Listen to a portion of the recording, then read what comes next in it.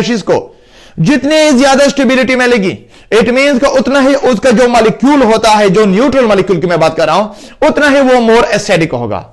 अब अगर negative charge को जितनी ही स्टेबिलिटी कम मिलेगी, इट मींस इसका मतलब यह होता है कि उस जो नेगेटिव चार्ज होता है उसका जो मॉलिक्यूल, न्यूट्रल मॉलिक्यूल की मैं बात कर रहा हूं, वो उतना ही क्या होगा, वो वीक एसिड होगा। किस तरह? फॉर एग्जाम्पल, चलो एग्जाम्पल से क्लियर होगा किस तरह। यहां पे मैं एग्जाम्पल दे रहा हूं कि लेट्स सपोज फॉर एग्जाम्पल यहां पे मेरे पास CH2 है, कार्बन का CH2 double bond CH into OH dears, और दूसरा मेरे पास है, ये मेरे पास A हो गया और ये मेरे पास B है। अब यहां पे अगर मैं कर लो CH3 है मेरे पास, CH है, इसी तरह OH है यहां पे डियर्स। अब यहां पे हम यू करते हैं कि अगर ये हमें हाइड्रोजन आयन दे, यानी यहां पे, तो फिर यहां पे क्या पैदा होगा कि CH2 double bond CH into O negative पैदा होगा।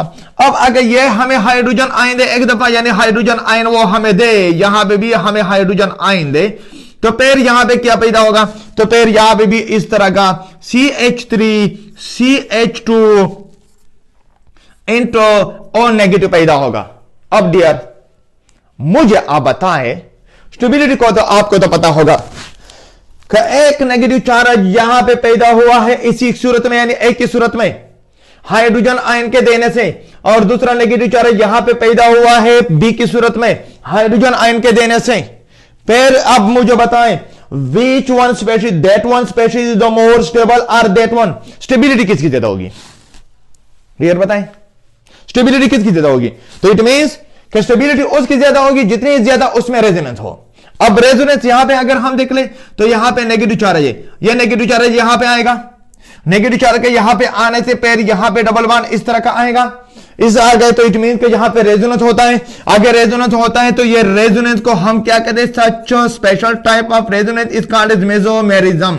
तो इट मींस कि यहां पे पहली की सूरत में मेसोमेरिज्म होता है। मेसोमेरिज्म की होने की वजह से यहां पे क्या होगा, इसी मॉलिक्यूल पहले स्पेशीज जो नेगेटिव चार्ज है जिस पे उसको ज्यादा स्टेबिलिटी मिलती है, लेकिन यहां पे अगर हम देख ले CH3 CH2 into O negative, अब यहां पे नेगेटिव जो चार्ज है ये इतना ही बड़ा है, या इंतहाई ज्यादा बड़ा है, या नेगेटिव चार्ज ज्यादा है। क्यों ज्यादा है? Because that negative charge is not in resonance, ये रेजोनेंस में नहीं है। अगर रेजोनेंस में नहीं है तो ये नेगेटिव चार्ज बड़ा, जब नेगेटिव चार्ज बड़ा तो किसी मॉलिक्यूल पे, तो फिर उसकी स्टेबिलिटी उतनी ही क्या होगी, कम होगी। इट मींस इसका मतलब क्या होता है कि देयर इज नो मेसोमेरिज्म, कि यहां पे जो होता है यहां पे मेसोमेरिज्म का कोई अमल नहीं होता। अब अगर मेसोमेरिज्म का कोई अमल नहीं होता तो डियर्स नोट कर ले, जहां पे मेसोमेरिज्म हो वहां पे एसिडिटी ज्यादा, जहां पे मेसोमेरिज्म ना हो वहां पे एसिडिटी कम। तो इसलिए सबसे ज्यादा एसिडिक जो होगा, acidity of a is more than b, a की जो एसिडिटी होगी या क्या होगी, ये बी से ज्यादा होगी, यानी the A1 is the more acidic than the B1 because of the mesomerism. ये मेसोमेरिज्म है। यानी सेकंड केस मेसोमेरिज्म ने हमें यह बता दी कि कोई मॉलिक्यूल कितना ही एसिडिक होता है, कोई मॉलिक्यूल कितना ही एसिडिक नहीं होता। कौन सा जो मॉलिक्यूल जो होगा वो क्या होगा, स्ट्रॉन्ग एसिड होगा, कौन सा मॉलिक्यूल जो होगा वो वीक एसिड होगा। अब डियर शॉर्टली नोट कर ले कि जिस मॉलिक्यूल में मेसोमेरिज्म होगा, जिस स्पेशीज में मेसोमेरिज्म का अमल होता है, वो उसकी एसिडिटी ज्यादा होगी। लेकिन जिस मॉलिक्यूल में मेसोमेरिज्म, जहां पे मेसोमेरिज्म नहीं होगी, उस मॉलिक्यूल की एसिडिटी जो होगी वहां पे एसिडिटी जो होगी वो क्या होगी, वो कम होगी। That is the second application of the mesomerism. अब यहां पे हम थर्ड एप्लीकेशन की तरफ आते हैं कि ये साथ साथ हमें स्टेबिलिटी भी दे रहा है कि कोई आयन जो होता है वो कितना स्टेबल है।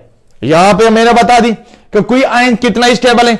यहां पे इसी एग्जांपल को मैं क्लियर करना, ये थर्ड जो एप्लीकेशन है वो भी इसी एग्जांपल में मैं क्लियर करना चाहता हूं, क्योंकि स्टेबिलिटी की अगर बात हो तो जहां पे मेसोमेरिज्म जितने ज्यादा होता है, डियर नोट कर ले, यहां पे मैं कर लो, यहां पे डियर नोट कर ले कि जो स्टेबिलिटी होती है, जो थर्ड पॉइंट है, stability that is directly proportional to the number of mesomerism, means का मेसोमेरिज्म के। डियर नोट कर ले कि जो स्टेबिलिटी होती है यह मेसोमेरिज्म के डायरेक्ट प्रोपोर्शन होता है। जिस मॉलिक्यूल में मेसोमेरिज्म का अमल ज्यादा हो, यानी रेजोनेंस का अमल ज्यादा हो, उतनी ही उसी मॉलिक्यूल की जो स्टेबिलिटी होगी वो ज्यादा होगी। अब यहां पे यही एग्जांपल अगर मैं यहां पे दे रहा हूं, तो यहां पे मेसोमेरिज्म पहले की सूरत में मेसोमेरिज्म होता है, सेकंड की सूरत में मेसोमेरिज्म नहीं होता। अगर पहली की सूरत में मेसोमेरिज्म होता है तो इसलिए इसी एग्जांपल को यहां पे मैं तो पेर ए जो होता है इसकी जो स्टेबिलिटी होती है ए की ये ज्यादा है than B, because in the A there is a mesomerism while in the B there is no mesomerism, so that one is the third application of the mesomerism। अब थोड़ी ही देर बाद में मैं एक और बॉर्नस्टाइन के बारे में बताऊंगा कि मेसोमेरिज्म के बारे में हमें क्या बता रहा है। Thank you. ओके मेहरबानी।